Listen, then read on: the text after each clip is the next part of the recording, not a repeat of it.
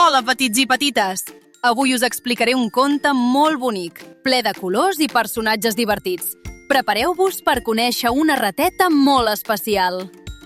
Us imagineu una rateta que li agrada tenir-ho tot ben net i polit?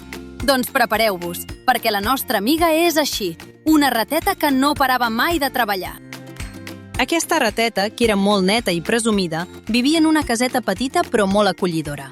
Cada matí, abans que sortís el sol, ja estava amb la seva escombreta escombrant l'escaleta de casa seva. Us agrada a vosaltres tenir la vostra habitació ben endreçada? A ella sí, i molt. Un dia, mentre escombrava amb molta cura, quina sorpresa va trobar! Què creieu que podria haver-hi al terra brillant com una estrella? Oh, sí! Era una moneda! Una moneda d'or, que brillava molt! La rateta es va posar molt contenta. Què faria amb aquesta moneda? Tenia tantes idees? La rateta va pensar, què em compro amb aquesta moneda? Un pastís de xocolata? Un ram de flors? O potser un llacet ben bonic per posar-me al cap? Després de pensar-hi una estona, va decidir que el millor seria un llacet, per estar encara més guapa. Us agrada anar ben guapos i guapes? I així va ser. Va anar a la botiga del poble i es va comprar el llacet més bonic que va trobar. Era un llacet vermell, que feia joc amb el seu vestit. Se'l va posar al cap i es veia preciosa. Us imagineu la seva cara de felicitat? Estava radiant, com una flor acabada d'obrir. Un cop ben arreglada amb el seu nou llacet, la rateta va pensar: ara que estic tan guapa, potser hauria de buscar un marit? I què va fer? Es va seure a la finestra de casa seva cantant una cançoneta per atraure algú. Quina cançoneta cantaria? Us ho imagineu? Ella cantava amb una veu molt dolça. Qui es vol casar amb la rateta bonica que té la cua llarga i punxeguda? I de seguida va aparèixer el primer pretendent. Quina emoció! Qui creieu que va ser el primer a venir? Un animal gran i amb molta força. Era el bou! El bou, amb les seves banyes grans i el seu cos robust, es va aturar davant de la finestra. Jo vull casar-me amb tu, rateta bonica! Va bramar amb una veu molt forta.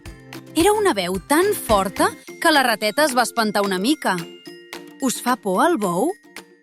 La rateta, amb un somriure tímid, li va preguntar: i a la nit, com faràs? El bou va respondre amb la seva veu forta: mu! Mu!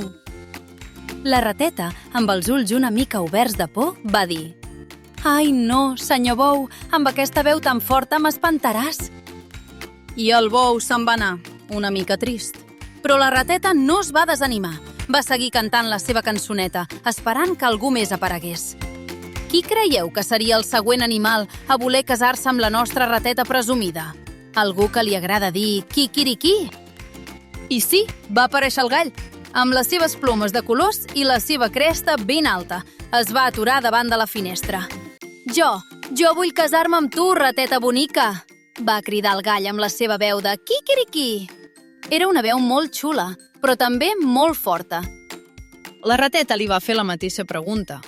I a la nit, com faràs? El gall va respondre amb la seva veu de matinada: quiquiriquí, quiquiriquí! La rateta, tapant-se les orelles, va dir: ai, no, senyor gall, amb aquesta veu tan forta no podré dormir.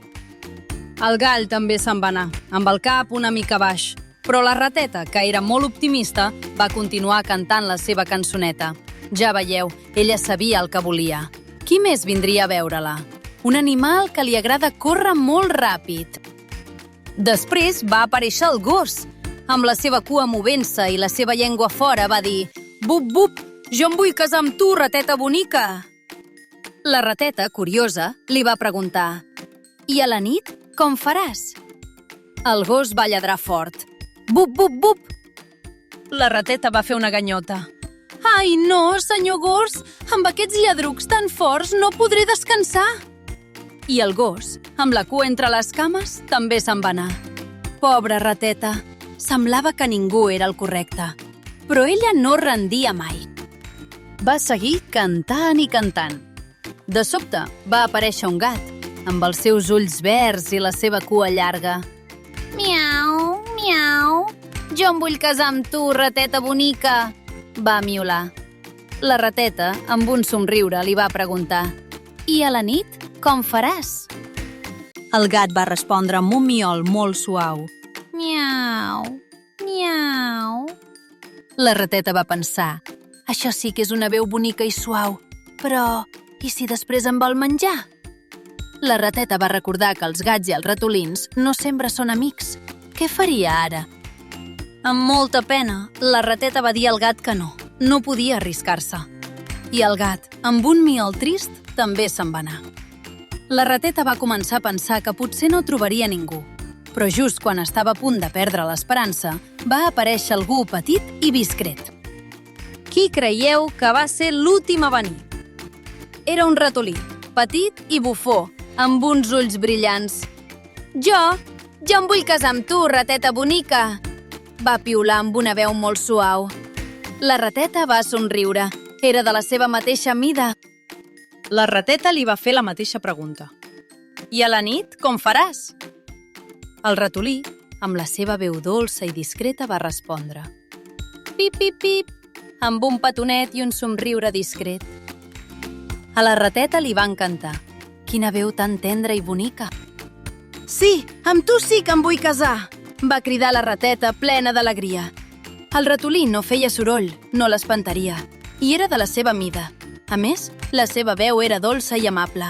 La rateta havia trobat el seu amor. Quina alegria! I així va ser com la rateta i el ratolí es van casar. Van fer una festa molt bonica, amb música i ball, i tots els animals del bosc van venir a celebrar-ho. Us imagineu la festa? Ple de colors, rialles i molta alegria. Van viure junts en la caseta de la rateta, que ara era la seva caseta. Van ser molt feliços i la rateta va seguir escombrant l'escaleta, però ara amb l'ajuda del seu marit. Quina parella més bonica i treballadora! I quina lliçó ens ensenya aquesta història? Que no hem de triar per les aparences o per la força, sinó pel cor i per la bondat. La veu suau del ratolí va ser la que va tocar el cor de la rateta. I així, petits i petites, s'acaba el nostre conte d'avui. Adeu, fins la pròxima!